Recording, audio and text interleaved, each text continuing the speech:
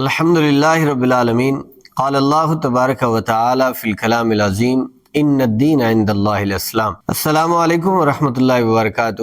معزز و مکرم ناظرین و سامعین اکرام، السلام علیکم ورحمۃ اللہ وبرکاتہ۔ آپ کا میزبان حافظ محمد احسان عرفانی نور حکمت کے تیسرے پروگرام کے ساتھ حاضر خدمت ہے۔ آپ احباب کی طرف سے ہماری حوصلہ افزائی بھی ہوئی، یوٹیوب پر، فیس بک پر کمنٹ کے ذریعے بھی اور واٹس ایپ میسیجز کے ذریعے بھی۔ اللہ کریم آپ احباب کو جزائے خیر نصیب فرمائے اور ہمارے اس سلسلے کو دوام نصیب فرمائے۔ اللہ تعالی ہماری اس خدمت دین کو اپنی بارگاہ کے اندر قبول اور منظور فرمائے۔ آئیے پروگرام کا آغاز کرتے ہیں۔ قبلہ سید محمد وسیم الحسن شاہ صاحب ہمارے ساتھ موجود ہیں۔ قبلہ السلام علیکم ورحمۃ اللہ وبرکاتہ۔ وعلیکم السلام ورحمۃ اللہ وبرکاتہ۔ بہت شکریہ قبلہ شاہ صاحب، آپ نے ایک بار پھر سے ہمیں وقت عنایت فرمایا۔ اللہ کریم آپ کو جزائے خیر عطا فرمائے۔ آمین۔ بلا تاخیر پروگرام کا آغاز کرتے ہیں۔ آج کی نشست کے حوالے سے پہلا سوال تجارت کے حوالے سے۔ تجارت بہت اہم فریضہ ہے اور سرکار دو عالم رؤوف الرحیم صلی اللہ تعالی علیہ وآلہ وسلم نے ارشاد فرمایا، الکاسب حبیب اللہ، حلال کمانے والا اللہ تعالیٰ کا دوست ہے۔ تو اس حوالے سے گزارش ہے کہ شریعت کی روشنی کے اندر تجارت کے اصول بیان فرما دیجیے۔ بسم اللہ الرحمن الرحیم۔ جیسا کہ آپ جانتے ہیں اسلام ایک جامع دین ہے۔ وہ صرف نماز، روزہ، حج و زکوٰۃ کا ہمیں حکم ارشاد نہیں فرماتا، بلکہ انسان کی زندگی کی مختلف جو شعبہ جات ہیں، ہر شعبہ جات میں اسلام جو ہے وہ ہماری دستگیری فرماتا ہے، رہنمائی فرماتا ہے۔ تجارت ایک بڑا اہم شعبہ ہے۔ اگر تجارت کو اس انداز میں کیا جائے کہ جو قرآن و حدیث نے ہمیں حکم ارشاد فرمایا ہے، یا جو دین اسلام کی تعلیمات، ان اسلام کی تعلیمات اور جو حدود ایک مقرر اسلام نے عطا فرمائی ہیں، اس حدود کے اندر رہ کر اگر تجارت کی جائے تو تجارت کے معاملے میں ہمارا ہر قول و فعل اللہ رب العزت کے حضور عبادت ہوگا۔ جیسے کوئی شخص مسجد میں نفلی نماز ادا کر رہا ہو اور ساتھ وہ اللہ رب العزت کی یاد میں مصروف ہو، ذکر و اذکار کر رہا ہو، اور دوسری طرف ایک بندہ وہ بازار میں جا کر خرید و فروخت کر رہا ہے، تو جیسا ثواب اللہ کریم جل والا کے حضور عبادت کرنے کے معاملے میں ہے، تسبیح، تحلیل، ذکر و اذکار کرنے والے کو ثواب عطا کرے گا، ایسا ہی اس بندے کا قول جو بغرض تجارت ہوگا، جو لین دین کے معاملے میں خریدار سے گفتگو کرے گا، اس کی وہ گفتگو بھی اللہ کے حضور تسبیح شمار ہوگی۔ اللہ، لیکن یہ تب ہوگا جب اسلام کی وہ ساری تعلیمات جو ایک تاجر کے لیے قرآن اور حدیث کے اندر موجود ہیں، تاجر اس کو اپنائے گا۔ اب پہلا جو اصول ہے، اس میں مختلف اصول بھی ہیں، قوانین بھی ہیں جس کو ہم نے فالو کرنا ہے۔ پہلا جو اصول ہے وہ یہ ہے کہ تاجر شخص جب تجارت کرتا ہے وہ کبھی بھی اللہ کریم جل والا کی یاد سے غافل نہ ہو۔ حضرت عبداللہ ابن عمر رضی اللہ تعالی عنہ، آپ بازار کے اندر موجود ہیں، آپ فرماتے ہیں کہ نماز کا وقت ہوا اور مسجد کے اندر جب تکبیر کی آواز بلند ہوئی تو ہم نے دیکھا کہ بازاروں کے اندر وہ لوگ جو خرید و فروخت کے معاملے میں مصروف ہیں، انہوں نے فوراً اپنی دکانیں بند کر، اور جیسے ہی ندا آئی اللہ رب العزت کے گھر سے تو وہ فوراً لوگ بازار والے اللہ رب العزت کے حضور حاضر ہو گئے۔ قرآن حکیم نے اس کی سرات کو اور اس کی وضاحت کو یوں بیان کیا، رجال لا تلہیہم تجارت ولا بیع عن ذکر اللہ۔ مفسرین نے اس کا ترجمہ یوں کرتے ہیں، یہ وہی خوش نصیب ہیں مرد کہ جن کی تجارت اور خرید و فروخت کبھی بھی ان کو اللہ کریم جل والا کی یاد سے غافل نہیں کرتی۔ سبحان اللہ۔ فوراً وہ اللہ رب العزت کے حضور حاضر ہو گئے۔ تو در حقیقت وہ خوش نصیب لوگ ہیں کہ تجارت کے معاملے میں جب وہ لین دین کا معاملہ کرتے ہیں، اللہ کریم جل والا کی جانب سے جب کوئی صدا، پکار، ندا، آواز اذان کے ذریعے پہنچتی ہے تو وہ فوراً اپنے معاملات کو کلوز کر کے وہ اللہ رب العزت کے حضور حاضر ہو جاتے ہیں۔ تو سب سے جو بنیادی اس کا مقصد ہے ہر تاجر کے لیے، چاہے وہ کسی لحاظ سے بھی تجارت کا کام کرتا ہے، کسی بھی شعبے کے اندر وہ بستا ہے، کوئی بھی شعبہ، کوئی بھی، وہ گندم کا شعبہ ہے، وہ جانوروں کا شعبہ ہے، وہ دکانداری ہے اس کی، تو پہلا اصول یہ ہے کہ جب بھی اللہ کریم جل والا کی جانب سے بلاوا آئے، اپنے کاروبار کو بند کر کے وہ فوراً اللہ کریم جل والا کے حضور حاضر ہو جائے۔ اس پر مزید جو بقیہ اصول ہیں انشاءاللہ اس کو ترتیب کے ساتھ ہم ذکر کریں گے۔ قبلہ شاہ صاحب، اس کے اوپر اگلے اصول تو ہم انشاءاللہ تعالیٰ سنیں گے۔ یہ ارشاد فرمائیے کہ اکثر احباب کو جب عبادت کی طرف بلاتے ہیں تو کہتے ہیں جی رزق بھی اللہ تعالیٰ نے ذمہ لگا دیا ہے، وہ بھی کمانا ہے، اب اس کی غرض سے جب ہم نکلتے ہیں تو ہمارے پاس نماز کا وقت، عبادت عبادت کا وقت نہیں بچتا، تھکاوٹ ہوتی ہے جی تو ان کے لیے کچھ وضاحت فرما دیجیے۔ دیکھیں جی، ایک عبادت ہے جو فرض ہے ہم پر، اور ایک عبادت کا معاملہ مستحب ہے۔ میں اس کی مثال قرآن حکیم سے بیان کرتا ہوں۔ یہ جو جمعہ شریف کا خطبہ ہے، اس کا وجوبی حکم بعد کے اندر آیا ہے، یہ پہلے اس کا جو سننا تھا وہ مستحب تھا۔ ٹھیک اب ہے۔ کچھ صحابہ حضور نبی رحمت صلی اللہ علیہ وسلم کے سامنے موجود تھے، اور نبی کریم علیہ الصلوۃ والسلام نے جب جمعہ شریف کا خطبہ دیا، حالانکہ امر اس کا مستحب تھا، استحباب کا تھا، سن لیں تو ٹھیک ہے، نہ سنیں تو کوئی اس پر مواخذے والی بات نہیں ہے۔ تو باہر سے کسی شخص نے وہ دف بھری آواز بجلائی، اس سے مراد یہ تھا کہ اعلان کرنا تھا کہ غلہ آ رہا ہے جس کے اندر گندم اور اس طرح کی اشیاء موجود تھیں۔ اب صحابہ کرام رضوان اللہ تعالی علیہم اجمعین نے وہ استحباب، وہ مستحب والا معاملہ، مستحب عبادت کو چھوڑا اور باہر چلے گئے رزق کی تلاش کے لیے۔ قرآن کہتا ہے وَإِذَا رَأَوْا تِجَارَةً أَوْ لَهْوًا انفضوا إِلَيْهَا وَتَرَكُوكَ قَائِمًا۔ انہوں نے حضور کو چھوڑا، آپ اس حالت میں کہ حضور کھڑے ہو کر خطبہ ارشاد فرما رہے تھے۔ اللہ کریم جل وعلا نے فوراً ارشاد فرمایا قُلْ مَا عِنْدَ اللَّهِ خَيْرٌ مِّنَ اللَّهْوِ وَمِنَ التِّجَارَةِ، فرمایا اس غلے کی طرف جانے والو، جو اللہ رب العزت کے حضور ہے نا، وہ اس چیز سے بہتر ہے جس کی تلاش میں تم جا رہے ہو۔ اللہ اب رزق کی تلاش میں ایک بندہ اللہ کی عبادت کو چھوڑ کر یا نماز کو چھوڑ کر جا رہا ہے، تو حاطف غیبی سے یہ ندا اس بندے مومن کے لیے بھی آتی ہے کہ یہ رزق تمہارے لیے بہتر نہیں ہے، بلکہ وہ چیز بہتر ہے جو اللہ کریم جل وعلا کے حضور ہے۔ واللہ خیر الرازقین، اللہ تعالیٰ تمہیں بہترین رزق عطا فرمانے والا۔ تو لہٰذا ان لوگوں کو چاہیے کہ وہ عبادات کے معاملے میں، اگرچہ وہ رزق اس کا بھی حصول ہے، اس کو ہم نے حاصل کرنا ہے، بچوں تک لانا ہے، گھر کے لیے لانا ہے، لیکن بندگی کا جو حق ہے وہ رزق سے مقدم ہے۔ بندگی مقدم ہے رزق کمانے سے پہلے، یعنی پہلے اس کو پھر رزق اعلیٰ کی طرف، جس طرح اس جمعہ والی آیت مبارکہ میں جی فَإِذَا قُضِيَتِ الصَّلَاةُ، جب تم نماز پڑھ چکو، فَانْتَشِرُوا فِي الْأَرْضِ فَانْتَشِرُوا فِي وَابْتَغُوا مِنْ فَضْلِهِ، اس فضل سے مراد بھی مفسرین نے یہی ذکر کیا کہ اس فضل سے بھی وہ رزق مراد ہے، کہ آپ رزق کی تلاش کے لیے زمین کے اندر پھیل جائیں، لیکن پہلے نماز جمعہ کو ادا۔ آج کی نشست کا دوسرا سوال یہ ہے کہ عوام الناس کے اندر بہت ساری ایسی چیزیں ہیں جو بالکل غلط مشہور ہیں۔ مثال کے طور پر ہمارے ہاں یہ مشہور ہے کہ خنزیر کا نام لیا جائے، انسان جو ہے اس کا وضو ٹوٹ جاتا ہے، وہ ناپاک ہو جاتا ہے، زبان بھی ناپاک، بعض لوگ پتہ نہیں کیا کیا کہتے ہیں، یا اس طرح جو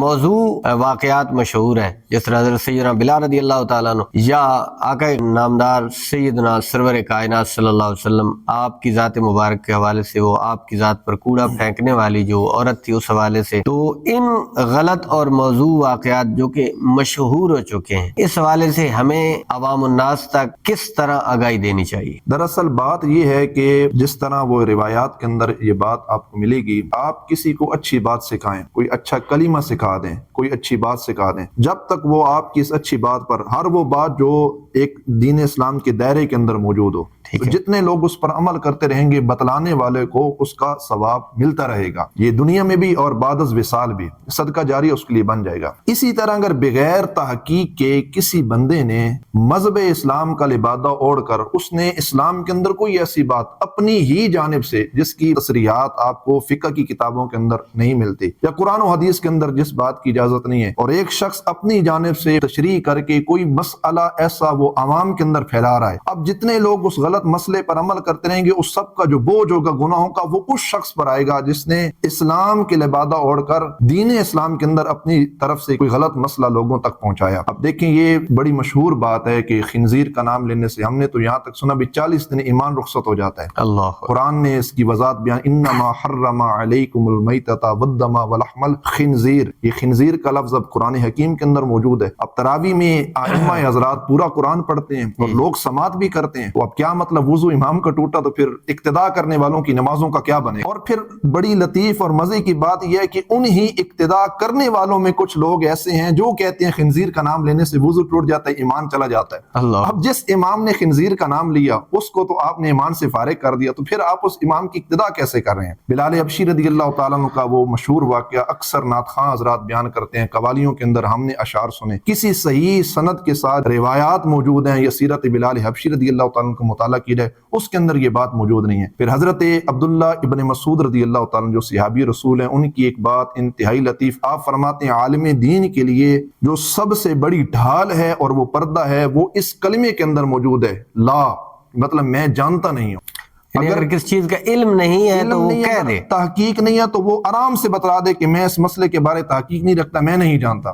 اور آگے آپ نے فرمایا عبداللہ ابن مسعود نے کہ کس عالم دین نے اگر غلط مسئلہ بتایا تو اس کی جو ہلاکت ہے اس سے وہ عالم بتلانے والا بھی ہلاک ہوگا۔ اللہ اکبر۔ اچھا، پھر یہاں پر ایک اور بات ہے کہ آپ نے دیکھا ہوگا، آپ کسی شعبے کے ساتھ وابستہ ہیں، ہمارے بزرگ جو ہیں اکابر، وہ چاہے محدثین ہو، مفسرین ہو، متکلمین ہو، محققین ہو، دین اسلام کے معاملات میں یا فقہا ہو، جب کچھ غلطی اس طرح پیش آتی ہے تو وہ فوراً رجوع کرتے ہیں، تحریریں ان کی موجود ہیں، تصانیف کے اندر یہ باتیں موجود ہیں۔ اب سوشل میڈیا کا دور ہے، آپ سوشل میڈیا پہ ان باتوں کو دیکھ لیتے ہیں، لیکن ایسا بندہ جس نے غلط بات عوام میں بتلائی اور پھر وہ رجوع نہیں کرتا اور اس بات پہ ڈٹ جاتا ہے، تو اس کو سبق سیکھنا چاہیے کہ جب بڑے بڑے رجوع کر لیتے ہیں تو ہمیں بھی رجوع کرنا چاہیے۔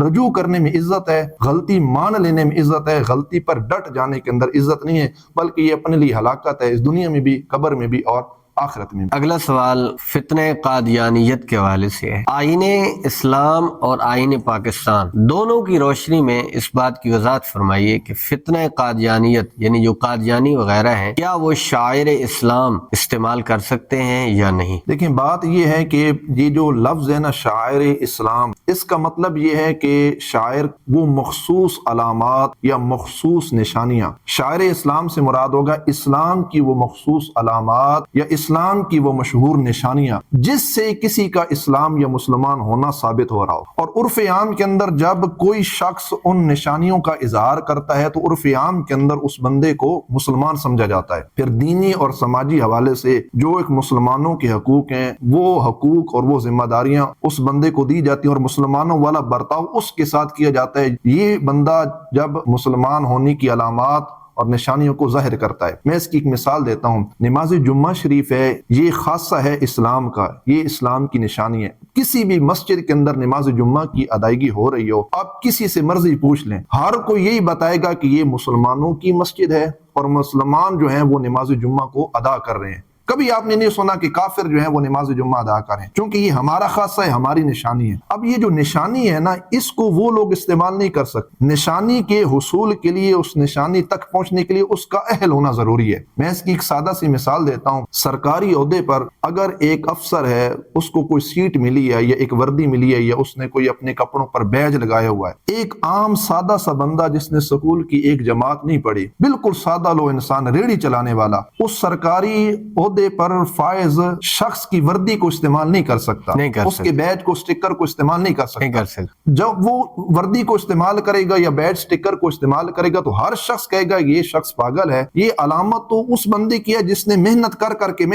کے اس مقام اور منزل تک پہنچا ہے۔ ظاہری بات ہے حکومت والے لوگ، انتظامیہ جو ہیں، اس بندے کو پکڑ کر کٹہرے کے اندر لائیں گے۔ اب اس بندے کو اس نشانی تک پہنچنے کے لیے اس کی اہلیت کا ہونا ضروری ہے۔ اہل ہوگا تو وہاں تک پہنچے گا، اور اہلیت کیا ہے کہ وہ تعلیمات کو حاصل کرے گا، تعلیم پڑھ کے اس منصب تک پہنچے گا، پھر جا کر اس کو وردی ملے گی، سٹیکر، بیج، سب کچھ اس کے حصے میں آئے گا۔ اب قادیانی لوگ جو شاعر اسلام کو استعمال کریں، ان کو چاہیے کہ سب سے پہلے اس بات کے وہ اہل ہوں، اور اہل وہ تب ہوں گے جب رسول محتشم صلی اللہ علیہ وآلہ وبارک وسلم کی ذات والا صفات پر ایمان اور ختم نبوت کا اقرار کہ آپ کے بعد کوئی نبی نہیں، قیامت کی صبح تک آپ کے بعد کوئی نہیں۔ یہ اس پر جو ہے وہ کیا کریں گے؟ ایمان رکھیں گے، حضور آخری ہیں، آپ کے بعد کوئی نبی نہیں آ سکتا۔ پھر اس میں دوسری بات یہ ہے، آپ دیکھتے ہوں گے سوشل میڈیا پر اور اخبارات کے اندر بھی یہ بات موجود ہے کہ یہ جو ایک عدالت کا آئین ہوتا ہے نا، جب کوئی بھی شخص، چاہے وہ سیاسی ہو، سماجی ہو، دینی، کوئی بندہ بھی کسی بھی شعبے کے ساتھ وابستہ ہو، جب وہ عدالت کا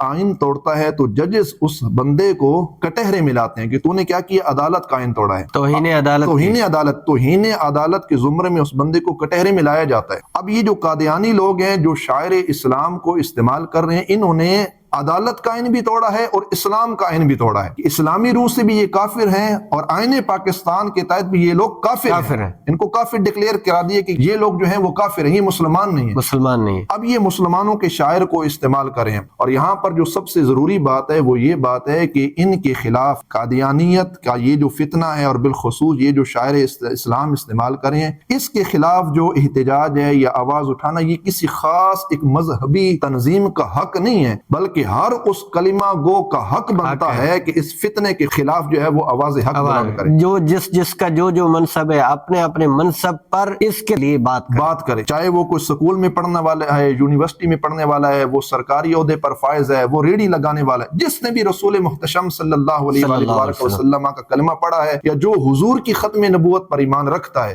ہر اس بندے کی ذمہ داری ہے کہ وہ ختم نبوت کے معاملے میں صحیح معنوں میں پہرا دے۔ اور یہ جو نشانیاں اسلام کی چوری ہو رہی ہیں، اس کے خلاف وہ کیا کرے؟ بھرپور آواز اور اپنا جو حق ہے اس کو ادا کرنا، لوگوں تک آگاہی دے، یہ ہر بندے کی ذمہ، پیغام پہنچائے، ہر مسلمان کے اوپر۔ سامعین اور ناظرین کرام، آج کی نشست کو آپ نے سماعت فرمایا، امید کرتے ہیں کہ جو سوالات تھے ان کے جوابات سے آپ مطمئن ہوئے ہوں گے۔ آپ سے پھر ایک بار عرض ہے کہ آپ ہمارے ساتھ اس نشریات کو آگے بڑھانے کے لیے تعاون کریں، ہماری ویڈیوز کو شیئر بھی کریں، دوست احباب تک بھی پہنچائیں۔ اللہ تعالیٰ کے دین کے پیغام کو لوگوں تک پہنچانا، یہی ہمارا مقصد ہے۔ آئیے اس خوبصورت مقصد میں ہمارے ساتھ شامل ہو جائیے۔ مزید اگر آپ کے اس حوالے سے سوالات ہیں جو آج کی نشست ہوئی اس حوالے سے یا کسی اور عنوان کے حوالے سے آپ کا کوئی بھی سوال ہے تو دیے گئے نمبروں پر آپ واٹس ایپ بھی کر سکتے ہیں اور یوٹیوب اور فیس بک پر کومنٹ کے ذریعے بھی ہم سے سوالات پوچھ سکتے ہیں۔ ملتے ہیں اگلے پروگرام کے اندر، تب تک کے لیے اپنے میزبان حافظ محمد احسان عرفانی کو اجازت دیجیے۔ فی امان اللہ، اللہ حافظ۔